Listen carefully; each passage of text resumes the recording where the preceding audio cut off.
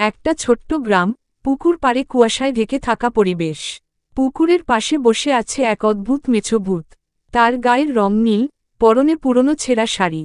আহা, মাছ না পেলে আমার পেট চলবে কেমনে? আজকেই একটা পেট ভরা খাবার চাই। পায়ে পায়ে হাঁটার শব্দ, ঝিঝি পোকা ডাক। একজন নাপিত সন্ধ্যায় বাড়ি ফিরছে। সে হঠাৎ রাস্তা ভুল করে পুকুর পাড়ে চলে আসে। নাপিত চিন্তিত গলায়, এই জঙ্গল পথটা আগে তো কখনো দেখিনি। মনে হচ্ছে রাস্তা ভুল করে ফেলেছি। হঠাৎ হাওয়ার শব্দ, পাতা নড়ে উঠে। ভূত এসে সামনে দাঁড়ায়। নীল রঙা শরীর, শাড়ি পরা, বড় বড় চোখে তাকিয়ে আছে নাপিতের দিকে। ভূত হাসতে হাসতে, এই যে নাপিত ভাই, কই যান?